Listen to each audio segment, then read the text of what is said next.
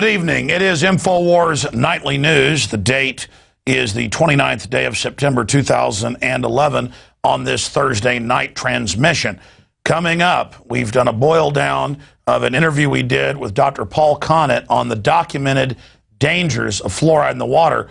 And we have several experts in studio tomorrow night and a report we've been working on for over a week on the dangers of fluoride, including footage shot inside the Austin water treatment plant and restaurants in Austin that are putting up signs saying they have special filtration to have fluoride-free water. So the revolution against this forced toxic waste medication that's put in our water supply will be aired tomorrow night on the Friday edition, very special edition of INFOWARS Nightly News. It's so important for you, members of PrisonPlanet.tv viewers, to get this report tonight and tomorrow night out to everybody you know, and it is you out there that are making this possible. Then Mike Adams, with some incredible revelations and a challenge he's announcing for environmentalists coming up at the end of tonight's transmission. But first, some of the top stories tonight.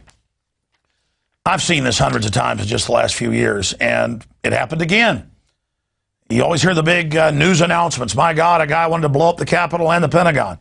And then you learn, and they admit, that the government basically sawed out a nut, gave him the little airplane, gave him the plastic explosive, gave him the guns, gave him the hand grenades, and he was being led by the FBI. So the FBI has stopped their own terror plot, kind of like in 1993 with the first World Trade Center attack, where they cooked the bomb, trained the driver, and let it all go forward. That was all confirmed at the time. Absolutely amazing that that's going on. You know, we've been covering the Occupy Wall Street movement that's quite diverse, that's been happening now for almost 2 weeks there in Lower Manhattan. And we've since seen video of women just trying to videotape people being arrested for no reason, being pepper sprayed by Tony Baloney. That was the name of the officer that actually did that. You can't make this stuff up out of central casting. The name certainly fits. Mr. Tony Baloney. I'm not bashing folks with the name Baloney, but you got to admit it's funny. I mean, this is baloney. This is happening.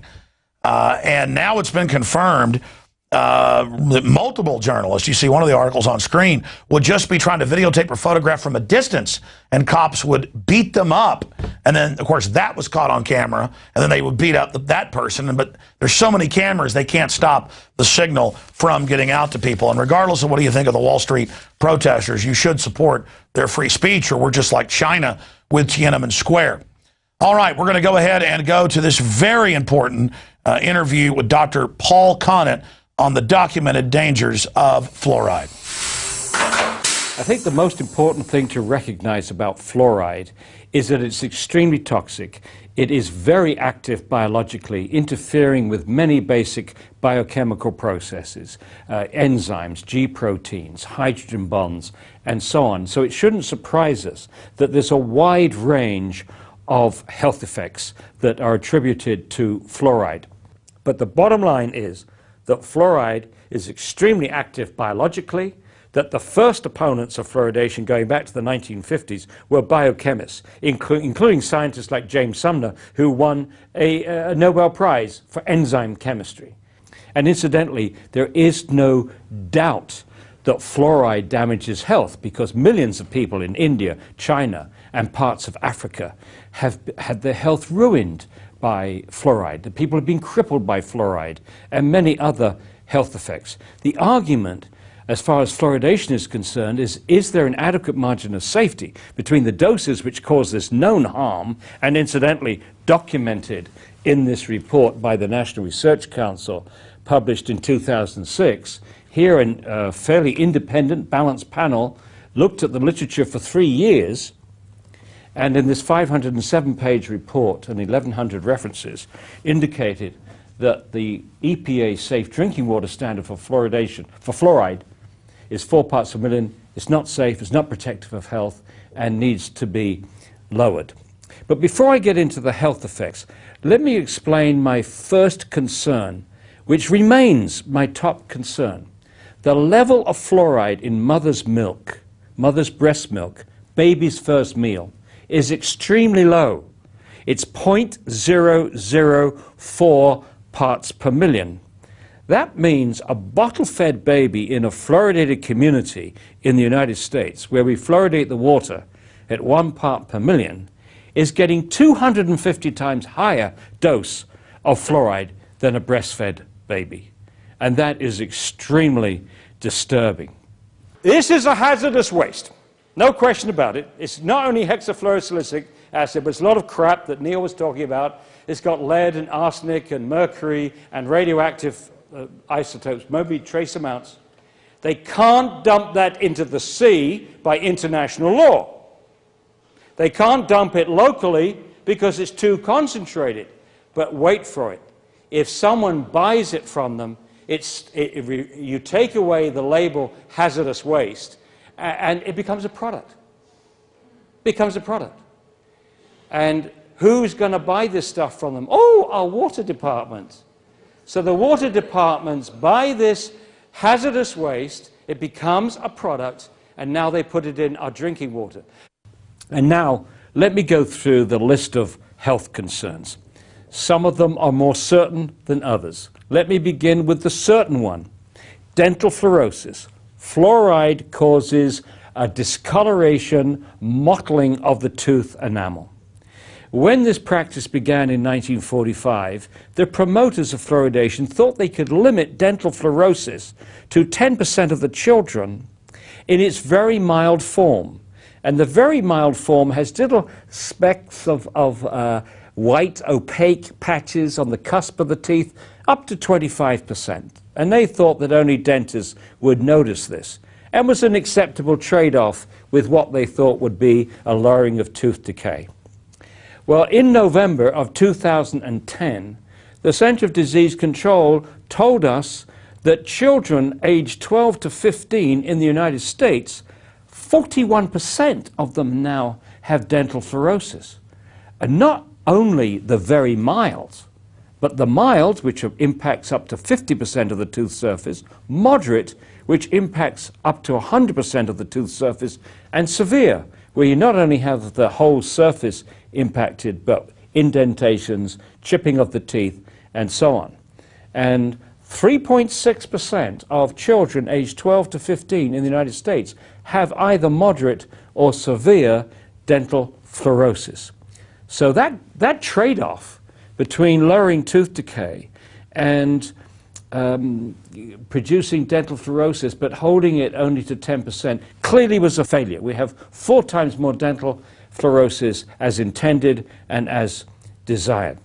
Our attitude is that when you see this dental fluorosis, it means the child has been overexposed to fluoride, and the question is, what other tissues have been affected? So let's start with the bone, because the teeth are a window into the bone. In fact, the teeth actually grow out of the jawbone, and by the time the permanent teeth have come out, the jawbone has been loaded up with fluoride. And so if you can see the damage to the growing tooth cells, what did the fluoride do to the growing bone cells during this 8, 9, 10 period?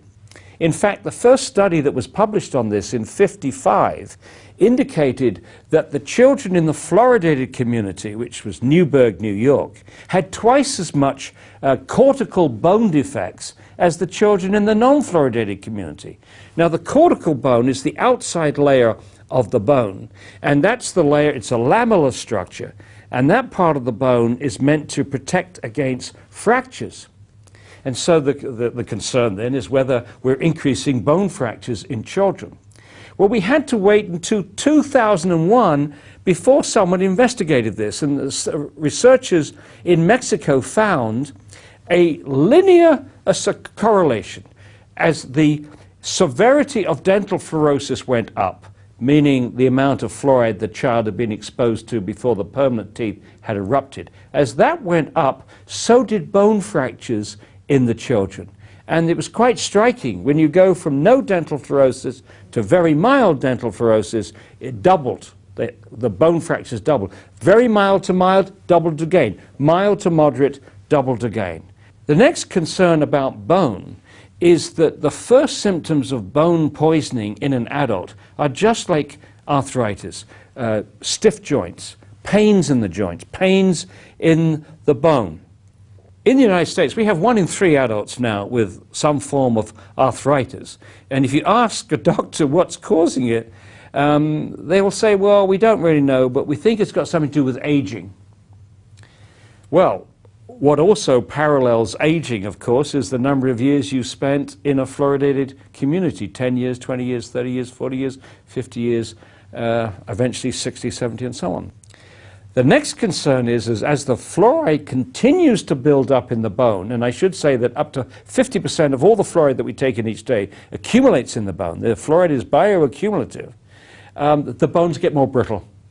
And another major concern is increased hip fractures in adults.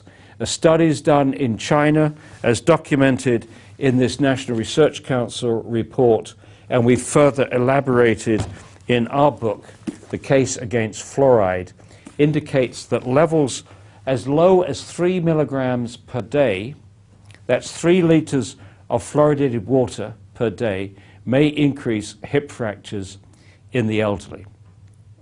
Now, my major concern is not the bones, although I think that's significant. My major concern is the brain, because when the baby is born, the blood-brain barrier is not fully formed. We think the blood-brain barrier keeps fluoride out of the brain most of the time, but for the first half year of the baby's life, the fluoride can get into the brain.